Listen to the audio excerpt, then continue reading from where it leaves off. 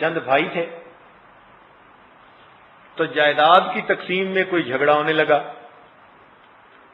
ایک نے کہا کہ بھائی مجھ سے جھگڑو نہیں، آپ ساری جائیداد خود لے لو اور والدین کی خدمت والا کام یہ مجھے دے دو، میں چاہتا ہوں ان کی خدمت کروں۔ چنانچہ اس نے والدین کی خدمت کی اور بھائی جائیداد کا پورا حصہ لے کے بڑے خوش ہو گئے۔ والدین جب دنیا سے رخصت ہوئے تو وہ اس سے خوش تھے اور اس کو دعائیں دیتے تھے، مگر اس کے پاس چونکہ وسائل نہیں تھے تو غربت کی زندگی تھی۔ ایک دن اس نے خواب دیکھا، کوئی کہنے والا کہہ رہا ہے کہ فلان جگہ پر 10 دینار پڑے ہیں، جا کے لے لو۔ اس کے والد نے اسے کہا تھا کہ بیٹے تو نے ہماری بڑی خدمت کی، اللہ تعالیٰ تجھے برکت والا رزق دے۔ اس کے دماغ میں یہ لفظ بیٹھا ہوا تھا، برکت والا رزق۔ تو خواب میں یہ پوچھتے ہیں کہ اس میں برکت ہے یا نہیں؟ انہوں نے کہا برکت نہیں ہے۔ کہتے ہیں مجھے نہیں چاہیے۔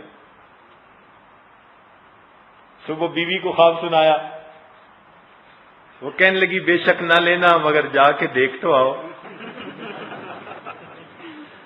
بیویاں اللہ تعالیٰ کی خاص مخلوق ہوتی ہیں۔ اس نے کہا نہیں، جب میں نے لینا نہیں تو میں نے جانا نہیں۔ اگلی رات پھر خواب آیا، کسی نے کہا کہ جاؤ 1 دینار رہ گیا لے لو۔ اس نے کہا برکت ہوگی اس میں؟ اس نے کہا ہاں برکت ہوگی۔ چنانچہ یہ صبح گیا اور 1 دینار اس نے لے لیا۔ جب واپس آ رہا تھا تو دل میں خیال آیا کہ کھانے کا وقت ہے، کئی دن ہوئے گھر میں اچھا کھانا نہیں پکا، تو چلو میں مچھلی جاتا۔ مچھلی خریدی، گھر لایا۔ اس کی بیوی نے جب مچھلی کاٹی تو مچھلی کی پیٹ سے ایک اتنا قیمتی ہیرا نکلا کہ جب اس نے جا کر جیولر کے پاس بیچا تو پوری زندگی کا خرچہ اسے اللہ نے عطا فرما دیا۔ یہ برکت والا رزق ہوتا ہے جو بندے کی ضرورتوں کے لیے کافی ہو جاتا ہے۔ سبحان اللہ، اللہ والوں کے رزق میں یہی برکت ہوتی ہے۔ ہمارے ایک پرچیز مینیجر تھے، ان کے ہاں اولاد نہیں ہوئی شادی کے 5-6 سال تک۔ ان کی بیوی نے انہیں بہت تنگ کیا کہ جائیں کسی اللہ والے کے پاس، کوئی دعا کروائیں، ڈاکٹر لوگ تو کہتے ہیں کہ سب ٹھیک ہے۔ وہ کہنے لگے کہ میں نے جب پوچھا تو مجھے ایک نیک بزرگ لاہور میں تھے، ان کے بارے میں کسی نے بتایا، تو میں ان کو ملنے چلا گیا۔ ان کا ایک خادم تھا، اس نے مجھے بٹھایا اور کہا جی کہ حضرت ابھی آتے ہیں، مصروف ہیں۔ اس دوران جب وہ گھر جانے لگا نا تو کپڑا ہٹا تو میں نے دیکھا کہ وہ بزرگ نفلیں پڑھ رہے تھے۔ تو میں بڑا متاثر ہوا کہ فرض نماز کا وقت تو نہیں، یہ تو کوئی چاشت کا وقت ہوگا، تو یہ کھڑے نفلیں پڑھ رہے ہیں۔ اتنے میں خادم نے آ کر مجھے شربت کا گلاس بھی پلایا، گرمی کا موسم تھا۔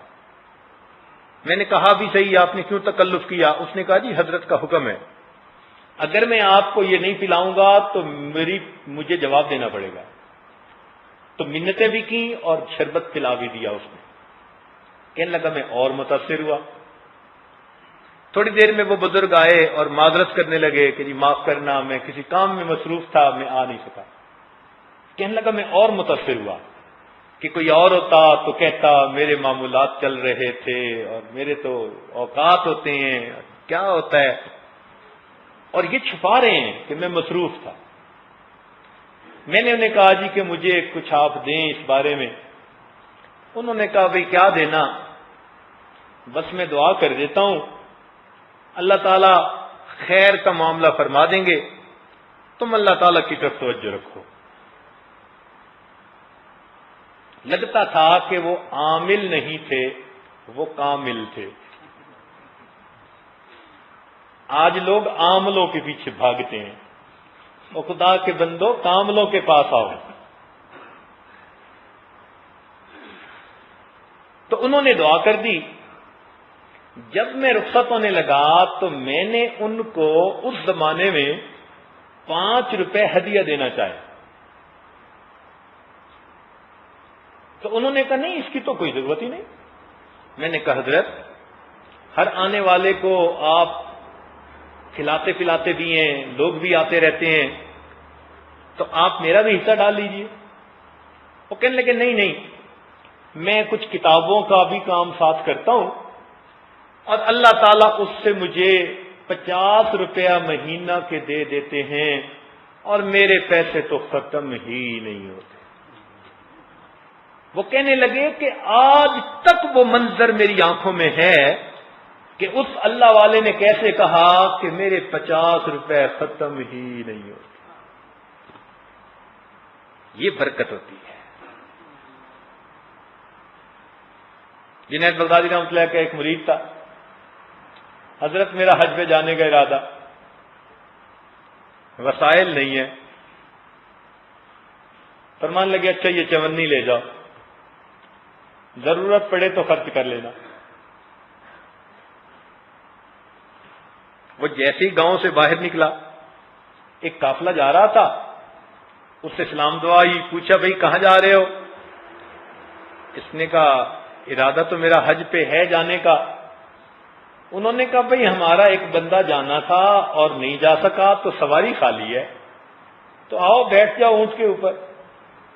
لو جی سواری بھی مل گئی, وہ کھانے بھی کھلاتے, اس کی خدمت بھی کرتے, اس نے حج بھی کیا. جب واپس آنے کا وقت ہوا تو مکہ مکرمہ سے باہر نکلا تو ایک دوسرے قافلے والے مل گئے. انہوں نے بھی دیکھ کے پوچھا بھائی کہاں جانا ہے؟ اس نے کہا فلاں جگہ. وہ کہنے لگے ہم نے تو اس سے بھی آگے جانا ہے, ہمارے پاس ایک بندہ تھا وہ یہیں رہ گیا, تو سواری خالی ہے, آنے تو بیٹھ جاؤ. یہ بیٹھ گیا.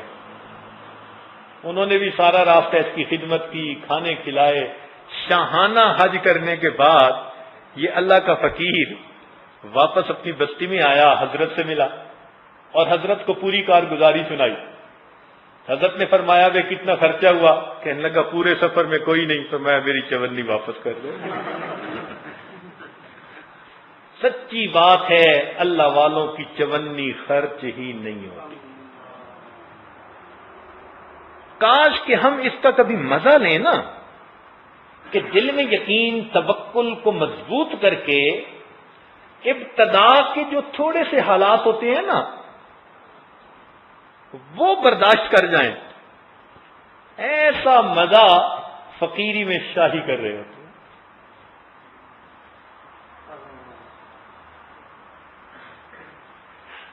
ہمارے سلسلہ کے ایک بزرگ تھے حضرت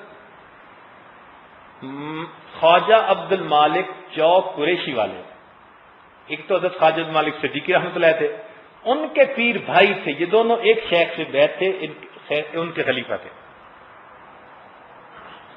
یہ اپنے شیخ کی بکریاں چراتے تھے اور انہوں نے اپنا نام بکڑوال رکھا ہوا تھا. اس پہ خوش ہوتے تھے کہ بس میں شیخ کی بکریاں چراتا ہوں. 12 سال بکریاں چرائیں. خیر 12 سال کے بعد ان کے شیخ کو خواب میں نبی علیہ السلام کی زیارت ہوئی. حکم فرمایا کہ عبد المالک کو اجازت دو, خلافت دو. اب اجازت و خلافت کے بارے میں یہ حضرات جو ہوتے ہیں نا, یہ اپنی مرضی کے مالک نہیں ہوتے, یہ امانت ہوتی ہے.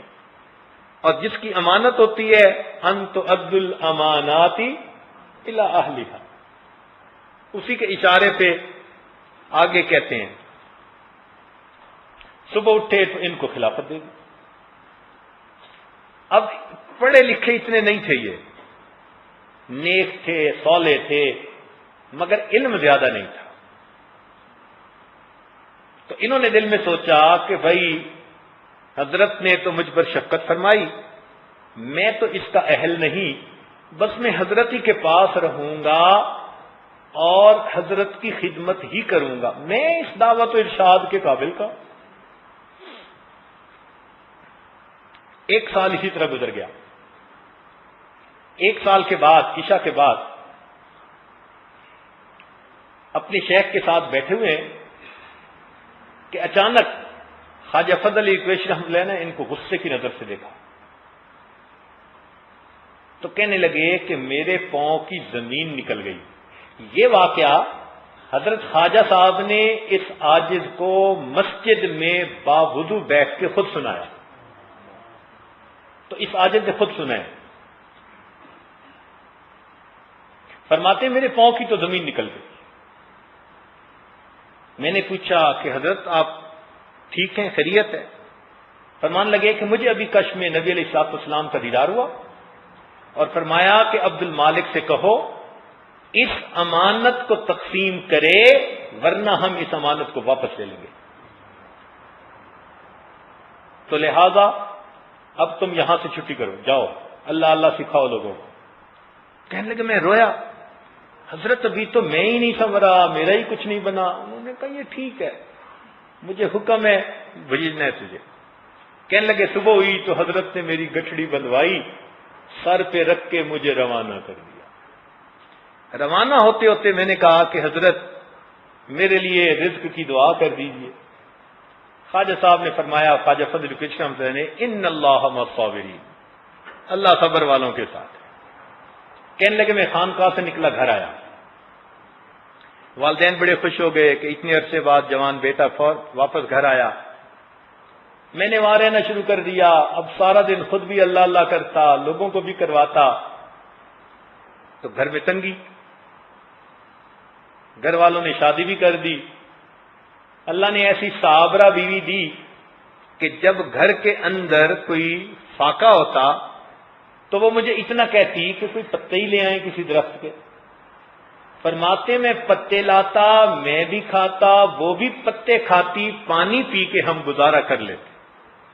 شکوہ اس نے کبھی نہیں کیا, اس لیے کہ وہ میری زندگی میں دیکھتی تھی کہ اتباع سنت اور تقوی 100% موجود ہے. تو وہ میرے ساتھ بڑی مطمئن تھی میری بیوی. اسی حال میں ہم زندگی گزار رہے تھے.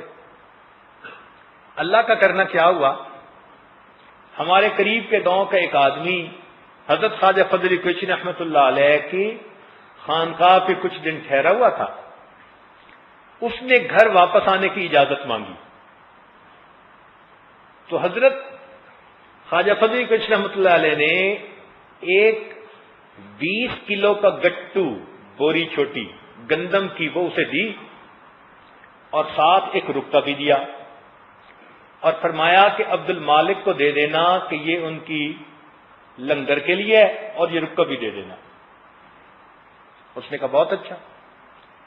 کہنے لگے گرمیوں کی دوپہر میں گھر میں تھا, اچانک دروازہ کھٹکھٹایا, باہر نکلا تو مجھے پیر بھائی ملا, پسینے میں شراب اور سر پہ بوری رکھی ہوئی. میں نے کہا خیر ہے. اس نے کہا کہ خانقاہ سے آ رہا ہوں اور میں سمجھا کہ خانقاہ جا رہا ہوں, الٹ سمجھا. میں نے کہا دوپہر یہیں ٹھہر جاؤ. اس نے کہا بہت اچھا. میں نے اسے ٹھہرایا. اب میں گھر آیا, بیوی کو کہا کہ میرا ایک پیر بھائی مہمان ٹھہرا ہے اور وہ حضرت کی خانقاہ پہ جا رہا, تو اسے کچھ کھانا. اس نے کہا گھر میں تو کچھ نہیں. بہت سمجھدار بیوی تھی. اس کو جب میں نے بتایا کہ اس نے سر پہ بوری بھی رکھی ہوئی تھی اور لگتا ہے کہ خانقاہ کے لیے کچھ لے کے جا رہا ہوگا, تو بیوی کہنے لگی کہ آپ ایسا کریں کہ ان سے اجازت لے لیں کہ اگر اجازت دیں تو ہم اسی گندم کو پیس کے ان کے لیے روٹی بنا دیں. میں آیا اور میں نے آ کے اس کو کہا جی کہ آپ کی روٹی اسی گندم سے نہ بنا دیں. اس نے کہا بنا دیں. وہ اپنی طرف سے سمجھ رہا ہے کہ دینی تو اس کو ہے ہی صحیح, تو یہ برکت کے لیے اسی کی روٹی مجھے بھی کھلانا چاہتا ہے. کہنے لگے میں نے گندم لی, میری بیوی نے گھر کے اندر جو گندم پیسنے کی چھوٹی سی ایک چکی تھی اس پر پیسی اور اچھی طرح صاف کر کے پورا آٹا پکا کے روٹیاں مہمان کے سامنے رکھ دی. پھر اس کو ہم نے سلا دیا. جب وہ سو کے اٹھا تو اس نے مجھے رکا دیا. میں نے کہا یہ کیا؟ وہ کہنے لگا جی کہ حضرت نے یہ آپ کے لیے دیا ہے. تب پتہ چلا کہ وہ جو گندم تھی وہ حضرت نے ہمارے لنگر کے لیے بھیجی تھی اور ہمیں خود کھانے کو ملتا نہیں تھا، اور حضرت لنگر کے لیے گندم بھیج رہے ہیں۔ کہنے لگے خیر وہ تو چلا گیا، رکا کھول کے پڑھا تو رکے میں لکھا ہوا تھا کہ عبد المالک ایک بند جگہ پر اس گندم کو ڈال دو، رک بھی ساتھ ہی ڈال دینا، اور اس گندم کو نکال کے استعمال کرتے رہو، اور اخیر پر لکھا تھا ان اللہ مع الصابرین۔ خواجہ صاحب فرمانے لگے میں باوضو ہوں، اللہ کے گھر میں بیٹھا ہوا ہوں، اس گندم کو میں نے ڈالا اور رکے کو بھی ڈالا اور استعمال کرنا شروع کر دیا۔ پھر لوگ میرے ہاں آنے لگ گئے، کبھی 5 مہمان، کبھی 10 مہمان، تو ان کے لیے بھی اسی میں سے، حتیٰ کہ پھر سالانہ اجتماع ہونے لگا، 3-3 ہزار آدمی میرے پاس آتے، ان کا کھانا وہیں سے۔ فرمانے لگے 40 سال سے زیادہ وقت گزر چکا ہے، اس وقت بھی وہی گندم استعمال کر رہا ہوں۔ یہ اللہ کا ایک ولی مسجد میں باوضو بیٹھ کر بتا رہا ہے۔